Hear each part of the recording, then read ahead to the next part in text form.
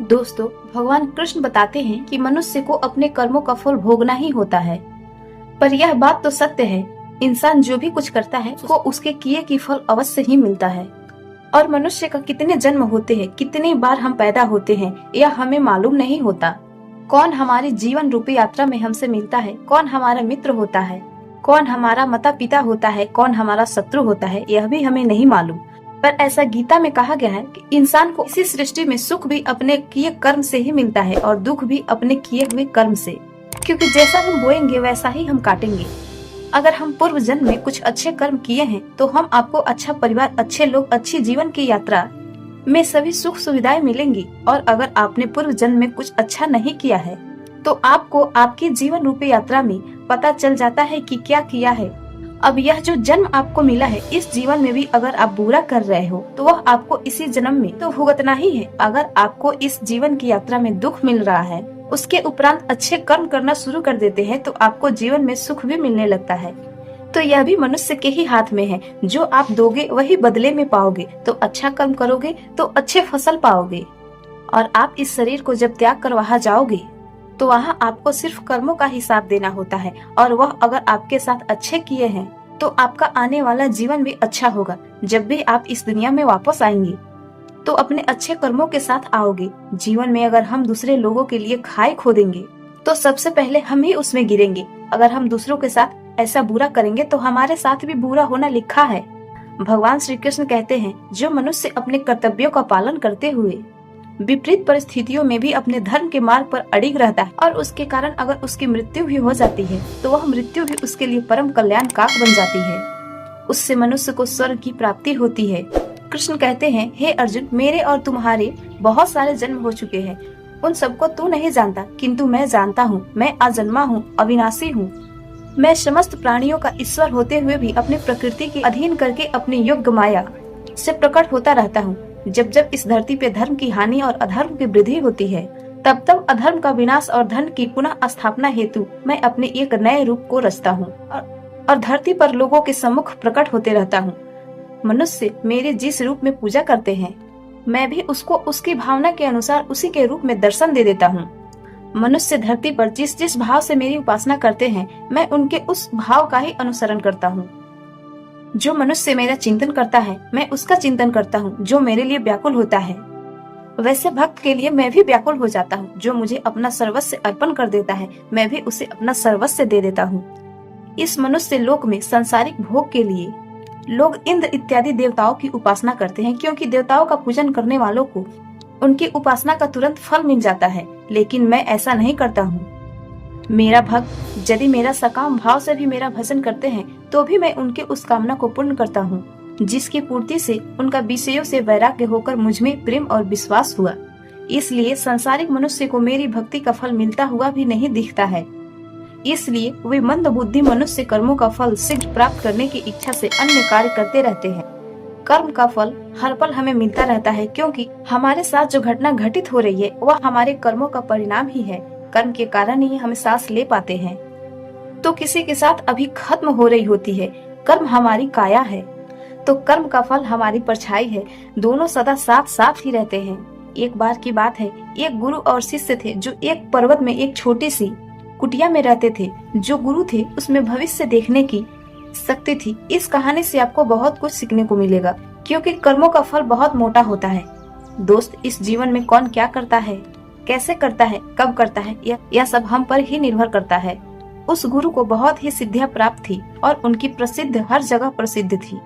वह वहाँ के लोगों में इतनी ज्यादा प्रचलित हैं कि लोग उनकी शक्तियों से भली भांति प्रभावित थे।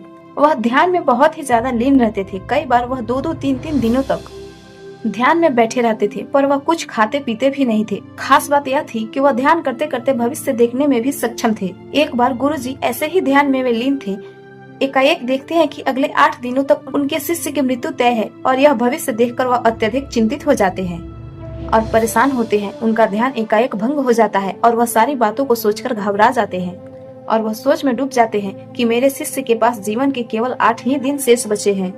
इसके बाद वह गुरु अपने शिष्य के पास जाते हैं और उसे कहते हैं कि मैं सोच रहा हूँ कि तुम अगले 8 दिनों के लिए अपने परिवार के पास उनके गांव में मिलने के लिए चले जाओ। यह बातें सुनकर वह शिष्य बहुत ही खुश हो जाता है और गुरुजी को कहता है, गुरुजी सच में मुझे बहुत दिनों बाद बहुत अपने परिवार वालों की याद आ रही थी। मैं भी यही सोच रहा था कि मैं भी अपने घर परिवार वालों के पास जाकर मिल लेता हूँ। और वह अपने गुरु से आज्ञा लेते हुए पर्वत से नीचे की ओर चलना शुरू कर देता है। लेकिन उसने इस बात पर ध्यान नहीं दिया कि उसके गुरु की आंखों में आंसू आए हुए होते हैं। शिष्य चलता चलता पर्वत से जैसे ही नीचे एक समुद्र के पास पहुंचता है, वहाँ देखता है कि एक रेत के ठेले के पास चींटियों का घर था और उस घर से बहुत सारी चींटियां बाहर की तरफ आ रही थी और बहुत सारी चींटियां अंदर की तरफ जा रही थी। वह चींटियां आपस में बार बार टकराकर अपनी दिशा को भूल जाती। उसके बाद वह चींटियां फिर से इधर उधर चलना भटकना शुरू कर देती है। यह देखकर उस शिष्य को बहुत ज्यादा आनंद आ रहा था, लेकिन वह एकाएक देखता है कि समुद्र की लहरें बहुत तेजी से उफान खा रही है।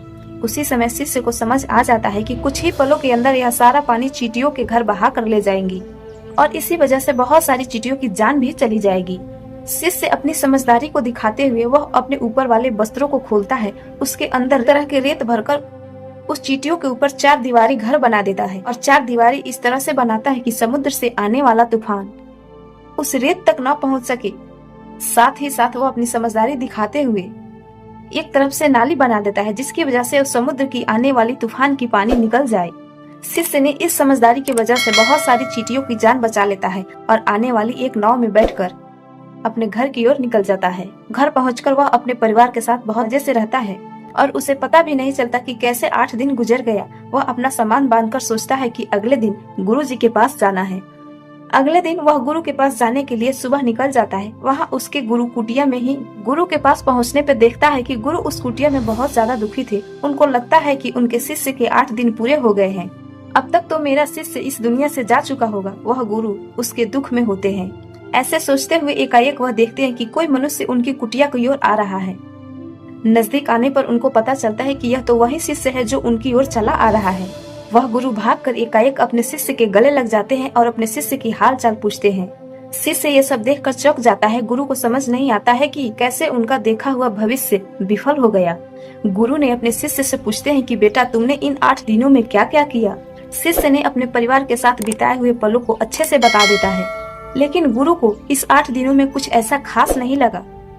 फिर शिष्य दोबारा कहता है कि गुरुजी मैं आपको एक बात बताना तो भूल ही गया। जब इस पर्वत से मैं नीचे समुद्र की ओर गया था तब मैंने ऐसे ही कई चींटियों की जान बचाई थी। उसके बाद गुरु समझ जाते हैं कि वह उसके कर्मों के वजह से ही वह शिष्य बच पाया था और गुरु एकाएक कहते हैं कि कर्म जरूर लौट कर आते हैं। तो दोस्तों इस कहानी से हमें यही सीख मिलती है कि जीवन में हमेशा ऐसे कर्म करो जो कि कभी लौट कर भी आए तो आपका भला ही करे। हमारे कर्म हमेशा लौट कर वापस आता है। तो हमेशा यह ध्यान रखिए कि किसी का भी बुरा ना सोचे, ना ही किसी का बुरा करे, सबका भला सोचे। और यदि कोई भी बुरा करता है तो उसे भगवान के भरोसे उस कर्म को भूल जाए, क्योंकि भगवान सभी को एक न एक दिन उनके कर्म जरूर लौटाते हैं। गीता में श्री कृष्ण ने कहा है कि व्यक्ति को अपने शुभ और अशुभ कर्मों का फल उन्हें भोगना ही पड़ता है। तो दोस्तों इस वीडियो में आज इतना ही। फिर से मिलते हूँ एक अगले अच्छे ज्ञान भरे वीडियो में। तब तक के लिए धन्यवाद। सब्सक्राइब जरूर कीजिए चैनल को।